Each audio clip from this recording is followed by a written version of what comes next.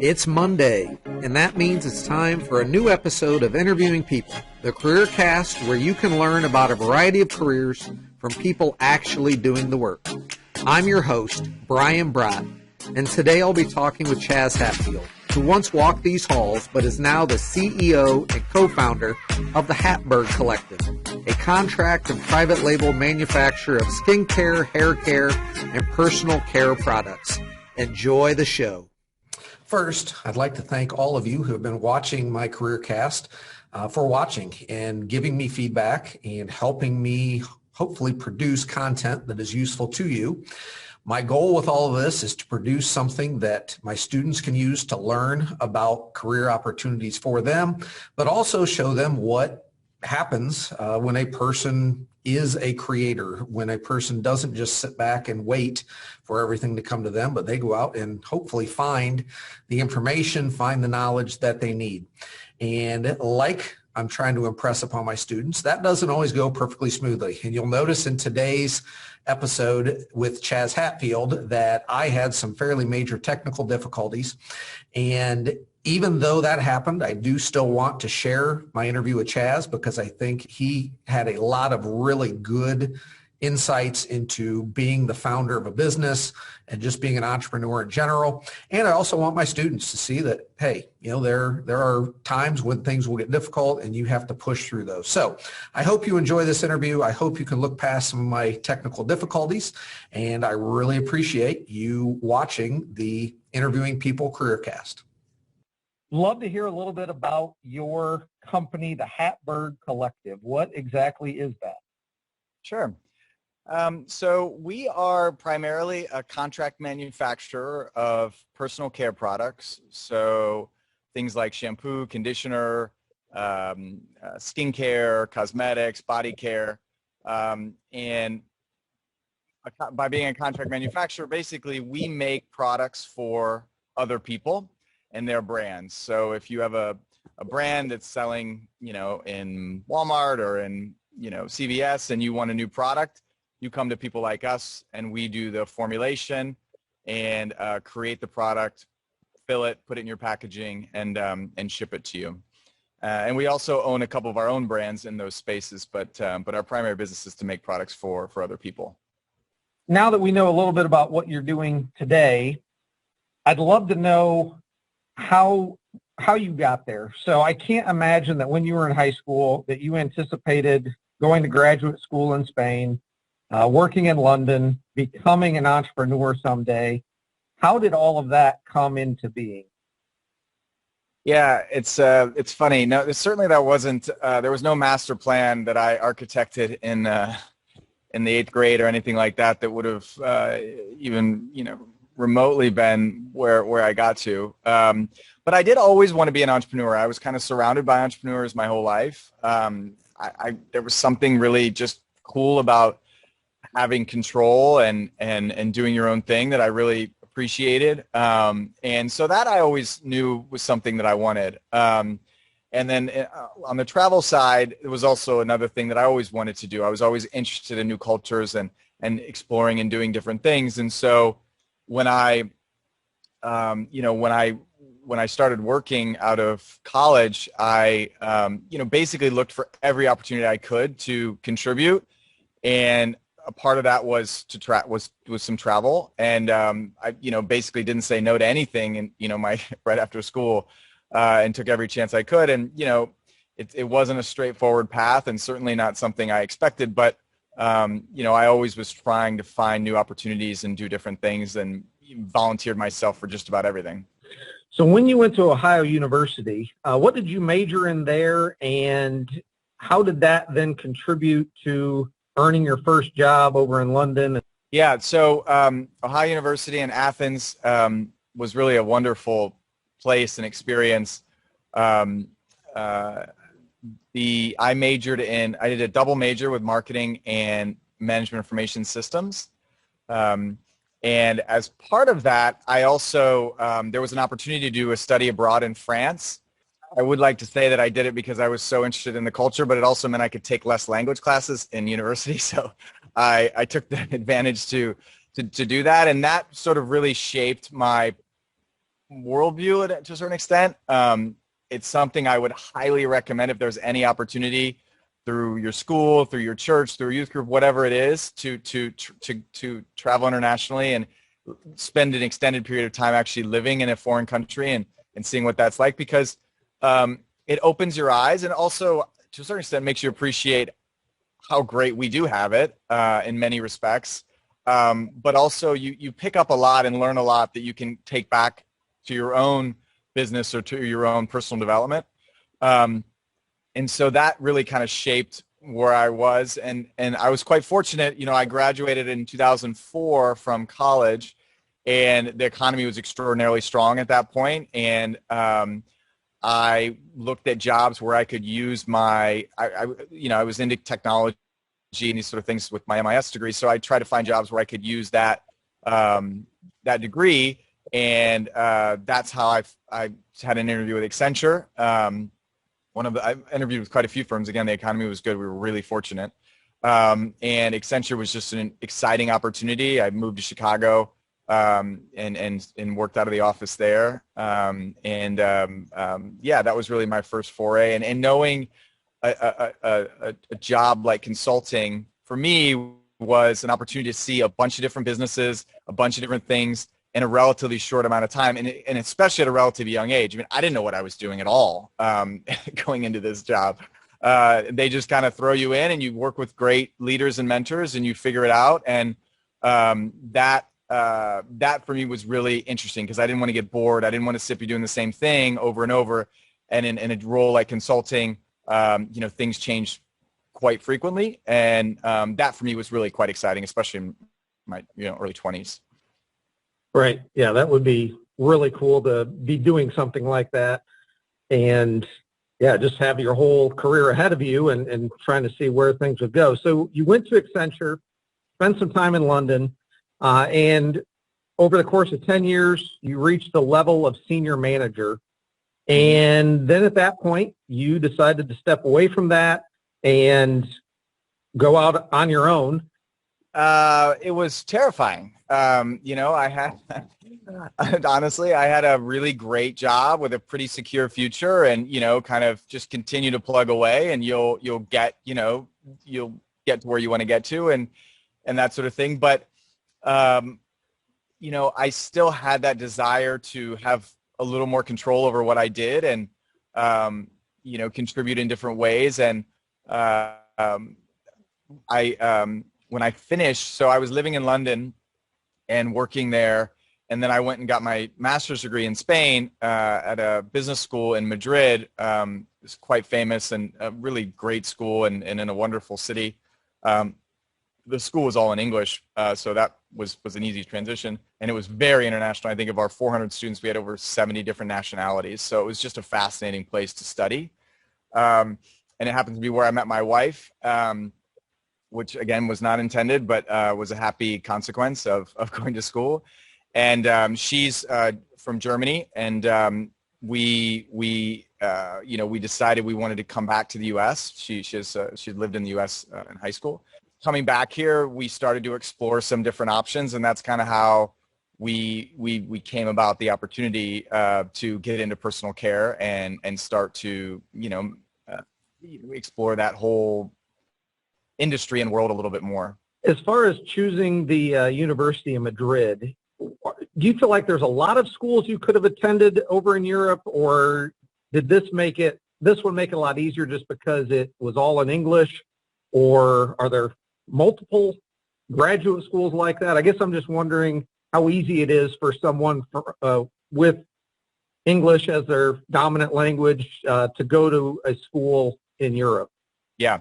So thankfully, still today, English is really the dominant language of business. So no matter where you are, generally English is the default language. Whether I'm working with somebody in India, where English is really a native language for them, but in China, all over the world, they're speaking English. So thankfully, for the top tier business schools, they're generally taught in English. So in that instance, there were quite a few throughout Europe that were high. For me, my criteria was I wanted to be in a top 10 MBA program I didn't want to spend two full years, which is really the U.S. model, is you spend 2 additional years of school. It just felt like too long for me. So I found a program that was like a year and a half, top school. And again, I was living in London at the time, so it was a 2-hour flight to get there. And I ended up moving to Madrid, but it was a relatively easy transition. And there are multiple schools. There's a great school in France called INSEAD in English. Obviously, London Business School and other University of Oxford, other schools in England are all in English. But even there's really great opportunities. The University of Hong Kong, other schools around the world are attracting quite international folks. And I think as an American, it was a really great experience to go and learn about how other cultures and countries run business and manage business and interact in business. Because, as we all know, and perhaps I was the early start of this, my age, is really the internationalization, globalization of business is that train has left the station. So being able to interact with people from different cultures, different countries, and understand their perspective has been really valuable. Something my students and I have been talking about is personal branding, and obviously with your own brand, with your company, you are focused on that brand. But is personal branding something that ever played a role in you becoming or reaching where you are today? Certainly. I think, and I think there's two ways that I kind of look at the personal brand. And also, for me, the internet was really, perhaps I was kind of the first generation kind of having the internet be a part of their life. So we'll leave that kind of internet side of branding because I'd like to discuss that. But I think to start out, it's, when you starting with a big firm like I did with Accenture, it's all about connecting with people and learning from people and not having an ego. And it's hard, especially you come from a small town or a small school and you're with these people that have, had these great degrees and they've been to these great schools, and you kind of, you sometimes can feel a little defensive. But what I found is, that's certainly the wrong approach. So trying to network, and it's probably an overused term, but trying to, just be nice, ask questions, interact with as many people as you can, take every opportunity if there's an event to get involved, whether it be social or otherwise. It really matters because as you evolve and as you as a junior person are getting evaluated by senior staff, if you have a connection and they know who you are and they respect your opinion and they know you're thorough and you work hard, it's a benefit for you. So it's important that people know you, and certainly the senior folks, and then your colleagues and your peers that are your age. There's a saying out there, and I use it a lot: if you want to go fast, go alone, but if you want to go far, you go with the team. And if you don't find colleagues that you can work together with and build a team and develop your work product as a team, it's impossible to, you'll hit a wall at some point, right? You can't really get too far on your own. So I think that's really important. On the online side of things, I will tell you now, as somebody who's hired many people, you will be Googled. Your history will be out there. And so you have to consider that. And, I'm thankful that I was probably too, the internet hadn't really evolved to the extent when I was in high school that it has now. Because, I'm sure foolish things that I said or did, I wouldn't want to be unearthed in my 30s and 40s. But they will. And that's just, I think, a new reality that a lot of younger folks have to deal with. And the folks that I'm hiring, the younger folks that I'm hiring have to deal with. And so, I know there's plenty of tips and tricks out there, but, having 2 different profiles, one that's public that you can showcase your skills and your talents and be a little bit more, let's say, boastful about your accomplishments. While if you really want to have a private life, you really have to lock it down and be private about it because it is visible. Unless you are somebody who, can wear it on their sleeve and that's fine too. But I was not that disciplined. So for me, it was important to have a public facing perspective as I got older. Just because it's, people look, I can assure you that. Does it raise red flags for you and other people in your industry if they see someone doesn't have any type of social media presence? Yes. I mean, kind of. Nowadays, and recently I had to really dig for one individual, and there was a reason for that. So, and that gave me caution. So I would say but it's simple nowadays. LinkedIn is a great place. It's professional. You don't really need, nobody needs to see who you're following on Facebook or what Instagram pictures you like. That's not interesting per se for an employer. But if you are posting on public forums, of course, people are going to want to see what your opinions are. But I think LinkedIn is a great place to showcase who you are, what you've accomplished, and create your own narrative. And I think that's really the most important thing. The rest of the stuff, you can kind of do on your own. But I think having some public space where you can present yourself is important. So you talked a little bit about relationships, and are there any that you can say had a very direct impact on where you are today, whether that's with your co-founder of the HatBerg Collective or, I'm not sure how that relationship came into being, but I guess any relationships that really had a big impact on leading you to where you are today? But I will say, and kind of alluding to this earlier, every relationship matters. And I look back at even the bad relationships, even the managers that I really didn't like and that I didn't feel treated me well, or, I also learned from them. And even those that weren't that enjoyable, I think shaped me. And then there are a few where I've just had some amazing mentors that have, given me the time and, sharing their experience in ways that it certainly made me better. And so, like I said, kind of earlier, is those relationships are so important, and as many people that you can talk to and learn from, the better. And honestly, I'm even finding some success through LinkedIn, through Twitter, for, chatting with people who I know have similar interests or doing similar things, and asking them questions, offering them advice. I've seen people post and ask questions about certain things, and I try to contribute where I can if I have the knowledge. And in some respects, especially if you're young and you haven't done much, it's just asking if you can help, if even just with your time or your whatever, that can also be extremely powerful. And those relationships do matter. I can assure you that. And they will matter for a long time, even ones that perhaps are not as active as they once were. A lot of good information. Want to have a few fun questions here. So if you had to tell someone the coolest place that we need to visit because you've been there as a result of being around Europe and probably around the world in your business travels, what's a place that we all need to get to at some point in our lives if we get the opportunity? Well, I would have to say, honestly, there isn't one place I wouldn't recommend. I think even the places I didn't enjoy, getting food poisoning in central China, things like that are not that enjoyable experiences, they still do teach you a lot and open up your mind in ways that perhaps you didn't expect. So I would say no place is off limits. But for me, Italy is just one of those places that's magical from top to bottom. You can't, it's just that, you think as an American, you look out and our country's a couple hundred years old, a few hundred years old. There's buildings that are 400, 500 years old that are still standing, that people are living in. And so that perspective is just so odd. And it was for me in the beginning, just to kind of feel young to a certain extent and appreciate the history. And I would say, especially as the way the world is going, with Asia becoming more and more of a dominant force in all of our lives, and certainly in business, Hong Kong, which is evolving, and we'll see how that kind of shakes out. But Hong Kong for me is one of the coolest places in the world. You have this energy and excitement that is almost unrivaled anywhere else.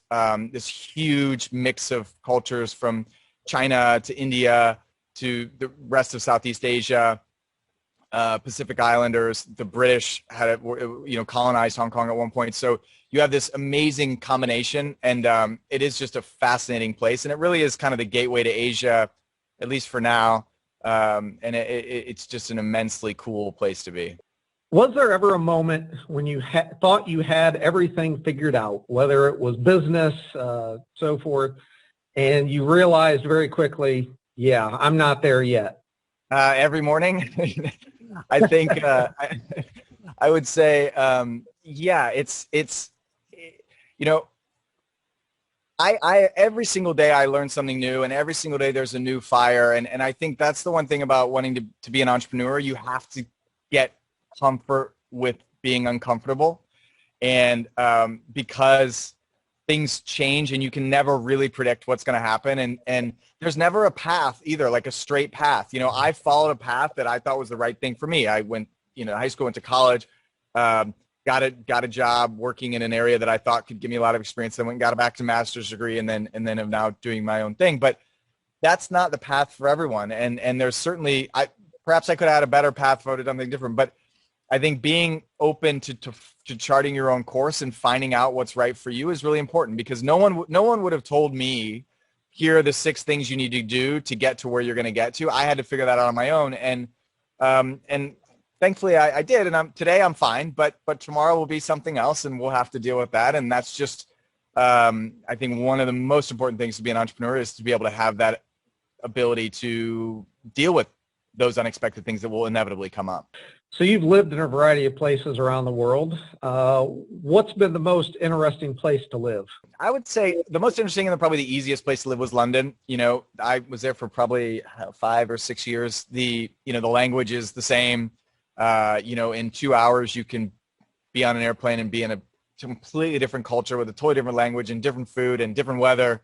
And in that respect, it was really a great place and quite an international place. And thankfully, as Americans, and even more so since I've been there, and perhaps not during a pandemic, but it's easy to get there, right? And it's easy to and you can get there cheap. I mean, I remember my first flight to London, I paid $400. No, it was $270 round trip plus tax. Wow. And to be honest, now to this day, I think they're still relatively inexpensive. So, I traveled after school and just, after college, did kind of the backpack thing, super cheap relative to what, you would think it would cost, and London is just a great place to do that. And you can explore and learn a lot, and use that as a jumping off point. So I'd have to say, that's a pretty darn cool place to be. So as you look back and think about yourself when you were in high school, is there anything that you know now that you wish someone had told you or you had known when you were in high school to help prepare you for your future? Yeah, and some of it I alluded to before, particularly on relationships and how important relationships are. And I think I'm still learning how important they are, and I'm still learning how to be better at them. I don't think that's over, and it's not always natural. Sometimes you got to, there's times you maybe don't want to be in a great mood because you're just not, but you kind of have to, and you got to push through that. So I think that's really important. And I think the other thing that I would say to anybody who wants to be an entrepreneur or wants to try something different is just to go out and do it. I mean, it seems like a bit simple way to put it, but especially now when you can start a business in a day, maybe in an hour, with the website where you can start selling products, almost immediately at a relatively low cost. If you wanted to, I've seen guys that do, trading cards or refurb sneakers, or go to buy Matchbox cars and resell them through eBay or through a website. Even just little stuff like that. If you really want to be an entrepreneur, try something, try to do something, because you will inevitably learn something. You might learn about cash flow and how important cash flow is to a business. If you got to buy something, then resell it, how long that takes and how much money you have held up during that period of time and how you could scale. Stuff like that is just, it's easy to read about in a textbook, but to really actually do it, and even doing it on a small scale, I think is incredibly helpful and useful way to explore. And don't be afraid to fail. Odds are you will fail, certainly on the first try. I have had multiple failures, and I even, every day there's something that I could have done better. And to not be afraid of that, and, not that you have to wear it as a badge of honor and say, well, I was a failure in my first 5 tries, but certainly don't feel bad if that's the case, because all of those experiences will certainly make you better down the road in whatever you decide to do. And even if you don't want to be an entrepreneur, understanding if you did try to sell something or try to create a product and it didn't go that well, understanding that process will help you if you go work for somebody else, or you work for a big company that's doing that, because you have been through it. And I think that would be one piece of advice. I'd say, don't be afraid. Don't be afraid to fail. Just go try something and go do something.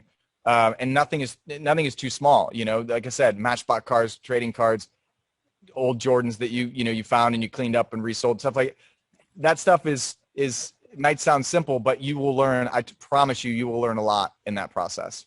I think that is all great advice, and I appreciate that, and I appreciate you dealing with me through all of our technical difficulties and so forth. And if people wanted to reach out to you, obviously you talked about LinkedIn earlier, and that's how I originally connected with you. Are there any other places they could go to connect with you? Yeah, LinkedIn's a great place. My email, also, you can always email me at c@hatbergcollective.com. And Brian, I think you have that. If you don't, I can send it through. And I'm absolutely more than willing to connect and offer advice if you want it. If you don't, that's fine too. But if you do, I'm happy to help support, because yeah, I mean, I was once in your shoes. All right. Well, hey, I greatly appreciate it. Thank you very much for everything. And thanks for having me. I think what you're doing is great. I think it's really great. If there's any way I can help contribute, please let me know. Thank you for watching this episode of the Interviewing People Careercast. And to be sure you don't miss additional career information, please click subscribe so you'll know when the next episode is released. Thank you for watching. And as always, remember, the best part about Mondays is interviewing people.